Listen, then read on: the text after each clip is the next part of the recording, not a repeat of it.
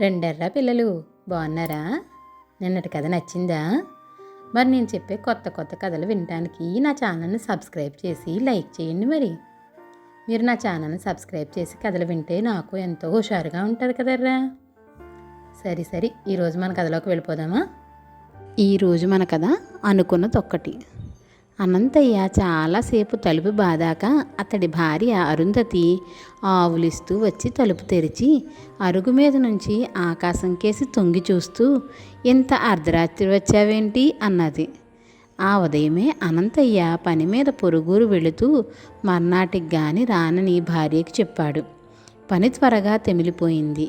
సాయంత్రమే బాడుగ బండిలో బయలుదేరాను. సగం దారిలో బండి బురదలో దిగబడిపోయింది. అక్కడి నుంచి నడిచి వచ్చేసరికి ఈ వేళ అయ్యింది అంటూ అనంతయ్య విసుగ్గా లోపలికి వచ్చాడు. అతను కాళ్ళు కడుక్కుంటుంటే అరుంధతి, సాయంత్రం కనకయ్య పెళ్ళాం పెద్ద రచ్చ చేసింది. మన పిల్లి వాళ్ళింట్లో పాలు తాగేసిందట. నువ్వు వచ్చాక కనకయ్యను పంపించి నీ బుర్ర బద్దలు కొట్టిస్తుందట అన్నది. అనంతయ్య ఇంటి వెనక వైపు కనకయ్య కుటుంబం ఉంటున్నది.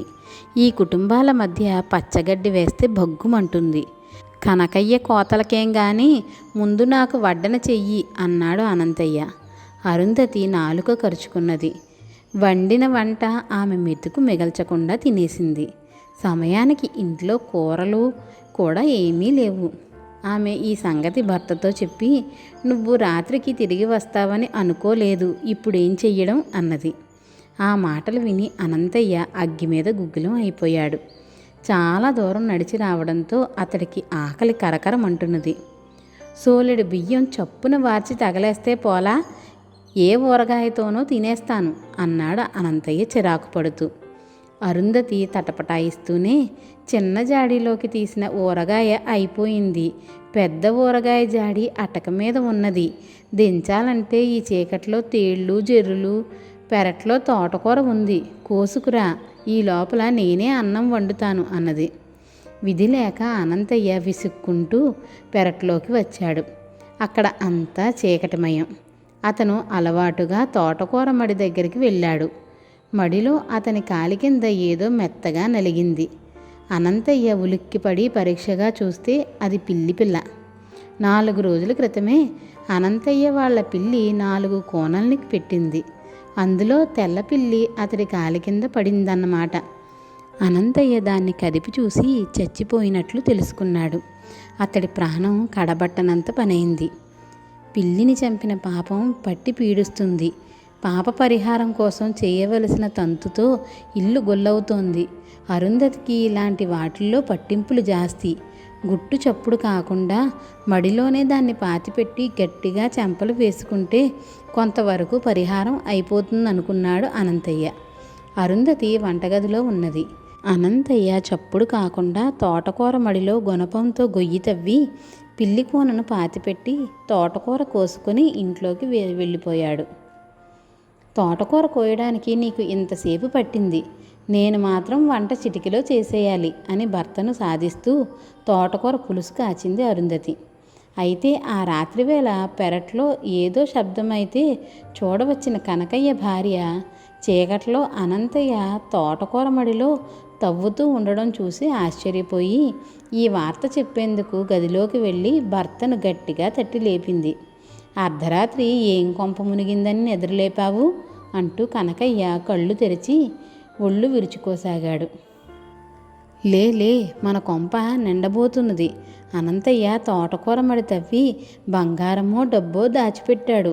ఊళ్ళో దొంగల భయం జాస్తిగా ఉన్నది కదా. వాళ్ళు పడుకోగానే నువ్వు గుట్టు చప్పుడు కాకుండా గోడ దూకిపోయి ఆ డబ్బు పట్టుకురా. ఈ విధంగా అయినా వాళ్లకు మంచి శాస్తి చెయ్యాలి అన్నది కనకయ్య భార్య. డబ్బు మాట వింటూనే కనకయ్యకు పూర్తిగా నిద్రమత్తు వదిలిపోయింది. అనంతయ్య దాచింది తవ్వి తెచ్చుకోవడానికి అతను చిన్న పెట్టె తీసుకుని బయలుదేరాడు. గోడ దూకి అనంతయ్య తోటకూర మడిలో తవ్విన గుర్తు త్వరలోనే తెలుసుకున్నాడు. గుణపంతో ఆ స్థలాన్ని తిరగదోడబోతున్న కనకయ్య కంఠానికి చల్లగా ఏదో తగిలింది. అతను ఉలిక్కిపడి తల ఎత్తి చూసేసరికి పక్కనే నల్లటి దుస్తుల్లో భయంకరంగా ఉన్న దొంగ కనిపించాడు. కష్టపడి గొయ్యి తవ్వి డబ్బు దాచడానికి అవస్థ పడుతున్నావెందుకు? ఆ పెట్టి నాకిచ్చి శుభ్రంగా చేతులు కడుక్కో అన్నాడు దొంగ కరుకుగా. దొంగను చూసి కనకయ్యకు కాళ్ళు చేతులు ఆడకపోయినా బుర్ర మాత్రం చురుగ్గానే పనిచేస్తున్నది. దొంగ ఈ ఇల్లు తనది కాదని, తాను డబ్బు పాతిపెట్టబోతున్నానని అనుకుంటున్నాడు. ఈ అవకాశాన్ని ఉపయోగించుకుని దొంగ చేత అనంతయ్య ఇల్లు దోయించాలనుకున్నాడు కనకయ్య.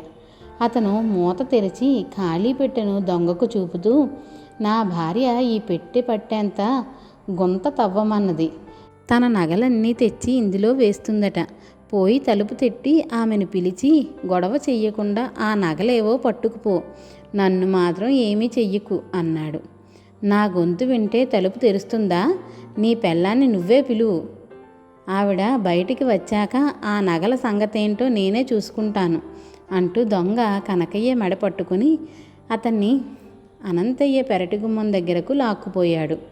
అప్పుడు కనకయ్యకు దొంగ భయం పోయి మహా సంతోషంగా ఉంది. అతను పెద్దగా గొంతెత్తి, అరుంధతి త్వరగా రా అంటూ కేకపెట్టాడు. తలుపు తెరవగానే అతను భార్యకు ఏమైనా సైగలు చేస్తాడేమో అని అనుమానించిన దొంగ కనకయ్యను పెడగా తోసి తాను తలుపు దగ్గరగా నిలబడ్డాడు. కనకయ్య మరొకసారి అరుంధతి అంటూ గట్టిగా కేక వేశాడు. ఆ కేకకు అరుంధతికి మెలకువ రాలేదు గాని అనంతయ్య నిద్రలేచాడు. అర్ధరాత్రి ఎవరో కేక వేయడం విని అతడికి పట్టరాని కోపం వచ్చింది. హఠాత్తుగా అతడికి కనకయ్య భార్య తన భర్త చేత బుర్ర బద్దలు కొట్టిస్తానన్న మాట కూడా గుర్తుకు వచ్చింది. అనంతయ్య పళ్ళు కొరుకుతూ దుడ్డుకర్ర తీసుకుని చప్పుడు కాకుండా పెరటి తలుపు తెరిచి ఏం జరగబోతున్నదో దొంగ ఊహించే లోపలే అతన్ని కనకయ్య అనుకుని దుడ్డుకర్రతో తల మీద బలంగా కొట్టాడు. దొంగ కుయ్యమని కూడా అనకుండా కుప్పకూలిపోయాడు. కనకయ్య ఆ దెబ్బ తన నెత్తిన పడినంతగా అదిరిపడ్డాడు. కోపం వస్తే అనంతయ్య ఎంతటి సాహసానికైనా వెనుదియ్యడని అతడికి తెలిసిపోయింది. అలాంటి వాడితో కిల్లి గజ్జాల కన్నా స్నేహంగా ఉండడం తనకు క్షేమం. కనకయ్య ఇలా ఆలోచించి లేని సంతోషాన్ని కనబరుస్తూ, భేష్ అనంతయ్య, గజదొంగ అంతటి వాణ్ణి ఒక్క దెబ్బతో మట్టి కరిపించావు. నీకు గ్రామాధికారి నుంచి పెద్ద బహుమానం రాక మానదు అన్నాడు. అనంతయ్య ఈసారి దుడ్డుకర్రను కనకయ్యకేసి గురిచేసి, ఈ వెకిలి కబుర్లు అలా ఉంచు, ముందు నేనడిగేదానికి జవాబు చెప్పు. నువ్వు ఈ గజదొంగ వెంట నా పెరట్లోకి ఎందుకు వచ్చావు అని అడిగాడు. కనకయ్య వణికిపోతూ జరిగినదంతా అనంతయ్యకు చెప్పి, ఇలా ఎందుకు చేశావని అడక్కు, దీన్నే బుద్ధి గడ్డి తినడం అంటారు. నన్ను క్షమించు, ఈనాటి నుంచి పాత రోజులు మర్చిపోదాం అన్నాడు. కనకయ్య అన్నట్టుగానే పెద్ద గజదొంగను పట్టినందుకు అనంతయ్యకు గ్రామాధికారి నుంచి 100 వరహాల బహుమానం లభించింది. ఈ జరిగిన గొడవంతా భర్త చెప్పగా విన్న అరుంధతి నవ్వి, ఆ పిల్లి పిల్ల ఏదో జబ్బుతో సాయంత్రమే చచ్చిపోయింది. తెల్లవారి పని మనిషి చేత గొయ్యి తవ్వించి పాతి పెడదాం అనుకుంటున్నాను. దానివల్లనే నీకు బహుమానం దక్కింది. శత్రువు మిత్రుడయ్యాడు. మరి చచ్చిన పిల్లికి ఖననం చేసిన పుణ్యం వట్టినే పోతుందా అన్నది. పిల్లలు, కథ నచ్చిందా? అయితే లైక్ చేసి షేర్ చేయండి, మరి అలాగే సబ్స్క్రైబ్ కూడా చేయండిరా. పిల్లలు, నా కథలు ఎలా ఉన్నాయో మీరు కామెంట్ల రూపంలో కూడా పెట్టండి. అలాగే మీరు ఎలాంటి కథలు వినాలనుకుంటున్నారో కూడా నాకు కామెంట్లలో పెట్టండి, సరేనా?